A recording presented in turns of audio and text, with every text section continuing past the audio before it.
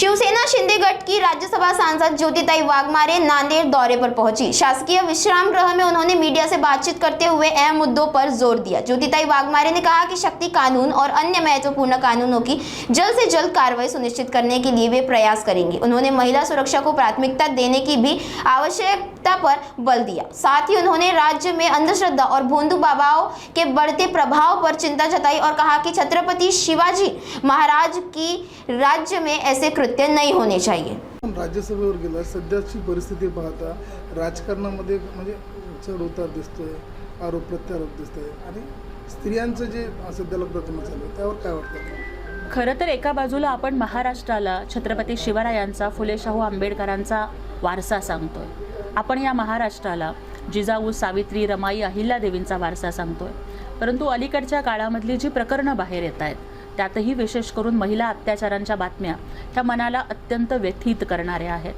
म्हणजे भोंदूबाबा खरातनी ज्या पद्धतीनं महिलांच्यावरती अत्याचार केले, ज्या पद्धतीनं महिलांच्या म्हणजे अडचणीमध्ये सापडलेल्या महिला जेव्हा त्याच्याकडे मार्ग काढण्यासाठी आल्या त्यावेळेला कधी ओष्णोजल देऊन किंवा कधी भीती दाखवून, कधी रिमोटवरचा नाग दाखवून ज्या पद्धतीनं महिलांच्यावरती त्यांनी अत्याचार केलेत, ही प्रकरणं अत्यंत चीड आणणारी आहेत। त्यामुळे महिला सुरक्षित राहिला पाहिजेत, महिलांचा सन्मान राहिला पाहिजे, कारण छत्रपती शिवरायांनी सांगितलं होतं की महिलांचा सन्मान हाच स्वराज्याचा सन्मान।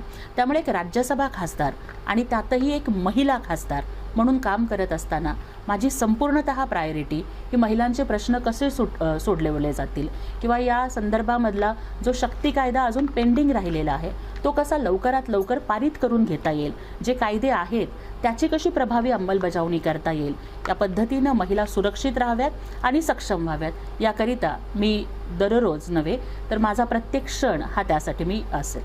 सुषमाताई नवीन खुलासे करतायत, खरात प्रकरणामध्ये असेल चाकणकरांवर खूप खुलासे करतात, त्यावर हे बघा, मला या ठिकाणी एक वाटतं की ज्या वेळेला अत्याचाराची प्रकरणं होत आहेत त्यावेळेला त्या नराधमांना शिक्षा झालीच पाहिजे।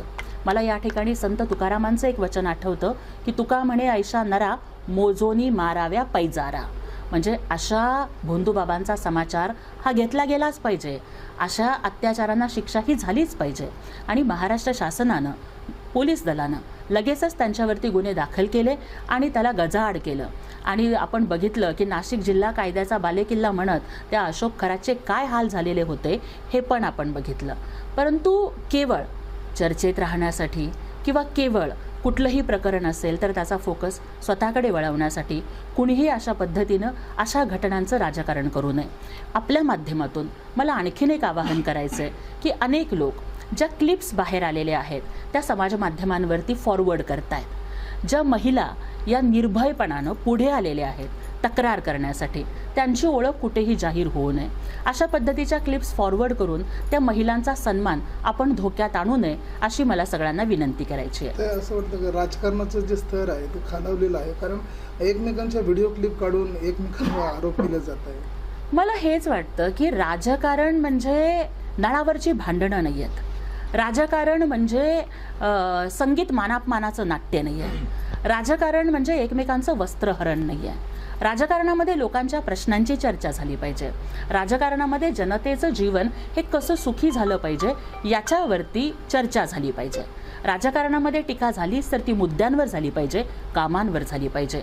परंतु अलीकडच्या काळात मात्र कोण कोणाच्या बेडरूममध्ये काय करतो, कोण कोणाच्या वैयक्तिक आयुष्यात काय करतो, अशाच गोष्टींच्यावरती त्या माणसाचं कॅरेक्टर असॅसिनेशन कसं करेल जाईल याच्यावरती जास्त फोकस आहे। त्यामुळे मला खरं तर विनंती करायची आहे सगळ्यांना की बघा, अशाच पद्धतीचं जर वातावरण राहिलं तर महिला असतील, सर्वसामान्य असतील, यांना राजकारणाची भीती वाटू लागेल।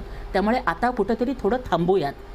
महाराष्ट्राच्या राजकारणाची जी संस्कृती आहे की अगदी दिवसभर विधिमंडळाच्या मध्ये एकमेकांवर टीका व्हायची, पण संध्याकाळी सगळे मांडीला मांडी लावून बसायचे आणि एकमेकांशी दिलखुलासपणाने गप्पा व्हायच्या, ती महाराष्ट्राची संस्कृती पुन्हा परत आणूयात। या महाराष्ट्राला शिवरायांचा वारसा आहे, या महाराष्ट्राला बाबासाहेबांचा वारसा आहे, तर या महाराष्ट्राचं राजकारण इतक्या गलिच्छ पातळीवर नको न्यायला। आणि हे आवडत नाही आहे सर्वसामान्य लोकांना। सर्वसामान्य लोकांना देणं घेणं नाही हो की तुम्ही काय अशा पद्धतीच्या गलिच्छ गोष्टी ज्या काही करताय ना, हे नको। सर्वसामान्य लोकांना त्यांचे प्रश्न सुटलेले पाहिजेत, आमच्या महिला सुरक्षित पाहिजेत, महिला सन्मानाची जबाबदारी घेतली पाहिजे, शेतकऱ्यांचे प्रश्न सोडवले पाहिजेत. आणि यासाठीच आमचे मुख्य नेते उपमुख्यमंत्री एकनाथजी शिंदे साहेब सुद्धा उद्या शेतकरी मेळाव्याच्या निमित्तानं नांदेडमध्ये येत आहेत. महिला आयोगाच्या ज्या अध्यक्ष होत्या चाकणकर मॅडम, यांच्या कार्यकाळात कसं पाहता आपण? खरं तर मला या ठिकाणी एकच वाटतं की कुठलंही पद हे जेव्हा आपल्याला मिळतं तेव्हा त्या पदाचा वापर हा सर्वसामान्य जनतेसाठी आणि महिलांच्यासाठी झाला पाहिजे. म्हणजे ज्या पद्धतीनं आपण बघितलं की त्यांच्या बाबतीतच्या ज्या अनेक गोष्टी झाल्या, हे सगळं घडलं, तर हे व्हायला नको होतं. परंतु त्याच वेळेला मला असं वाटतं की टीका करत असताना सुद्धा म्हणजे अलीकडच्या ज्या काही आपण ह्या गोष्टी बघतोय, म्हणजे आपण महिलांच्यावरती टीका करत असताना सुद्धा दुसऱ्या महिलेवरती काय बोलतोय याचं भानच काही जणांना राहत नाहीये. ते कुठंतरी संयम ठेवावा असं मला वाटतं. रुपाली चाकणकर यांनी राजीनामा दिला दोन्ही पदाचा. रुपालीताई चाकणकर यांनी मला वाटतं की काही काळापूर्वीच महिला आयोगाचा तर राजीनामा दिलेलाच होता आणि आता प्रदेशाध्यक्षपदाचा दिला असं आपल्या माध्यमातून मला कळत आहे. तर मी स्वागत करते त्यांच्या ह्या निर्णयाचं आणि मी विनंती करेन सगळ्याच महिलांना की कमीत कमी आता तरी म्हणजे कुठंतरी आपले स्कोअर सेटल करण्यासाठी या अत्याचार प्रकरणाचा वापर करू नका. कुणीतरी कुणावरती उठतं, कुणीतरी कुणावरती टीका करतं आणि कुणाचा तरी राजकीय बळी घेण्यासाठी असे प्रकार होता कामा नयेत. तर उलट ज्या पीडित महिला आहेत, जे व्हिडिओ क्लिप्स नाही, मला थोडासा माझा मुद्दा पूर्ण करू द्या, की ज्या पीडित महिला आहेत, की ज्या खरातनी त्या महिलांच्यावरती अत्याचार केलेले आहेत, ज्या महिलांनी धाडस करून जे समाज काय म्हणेल, कुटुंब काय म्हणेल याला न घाबरता ज्या महिला पुढे येऊन लढतायत या प्रकरणाच्या विरोधामध्ये, आपण त्यांना मनोधैर्य देण्यासाठी या सगळ्या महिला नेत्यांनी पुढे यावं. म्हणजे माझी विनंती आहे, त्या सगळ्या महिला नेत्या रोज प्रेस कॉन्फरन्सेस घेत आहेत, रोज काही ना काहीतरी बोलत आहेत. मला त्यांना विनंती करायची आहे की ज्या पीडित महिला आहेत त्यांच्या पाठीशी उभं राहूयात, त्यांना न्याय कसा मिळेल याच्यासाठी आपले प्रयत्न आणि आपली ताकद आपण पणाला लावूयात. ते व्हिडिओ क्लिप्स येत आहेत ते पोलीस प्रशासनाकडूनच बाहेर येत आहेत. कसे बघा ते कसे बाहेर येत आहेत किंवा काय याच्या संदर्भात आता तरी माझ्याकडे काहीच माहिती नाही आहे. परंतु ते बाहेर येणं हे अत्यंत धोक्याचं आहे. त्या फॉरवर्ड होणं हे सुद्धा अत्यंत धोक्याचं आहे. एक महिला म्हणून मला या संदर्भात ती संवेदनशीलता मला कळती आहे. कारण कुठल्याही महिलेसाठी तिचा मान सन्मान, तिची अब्रू ही खूप महत्त्वाची असते. आणि जिथे अत्याचार झाल्यानंतर सुद्धा अनेक महिला पोलीस कंप्लेंट करायला पुढे येत नाहीत, ते या बदनामीला घाबरून येत नाही. मग जर एक समाज म्हणून मला आपल्या सगळ्यांच्या माध्यमातून कळकळीचं आवाहन माझ्या महाराष्ट्रातल्या सगळ्या भावा बहिणींना करायचं आहे की त्या क्लिप्स कुठून आणि कशा येत आहेत याच्या संदर्भात आम्ही प्रशासनाला विनंती करू. पण माझ्या भावांनो आणि बहिणींनो, चुकून जर कोणीही तुमच्या मोबाईलवरती, तुमच्या सोशल मीडियावरती अशी क्लिप फॉरवर्ड केली असेल तर प्लीज ती ओपन करू नका, ती फॉरवर्ड करू नका. त्या आपल्याच भगिनी आहेत, त्यांचा मान हा आपलाच मान आहे. आणि जर त्या अशा कुठल्या कृत्याला बळी पडल्या आहेत आणि जर त्या धाडसानं लढतायत ना, तर आपण त्यांच्या पाठीशी उभं राहूया.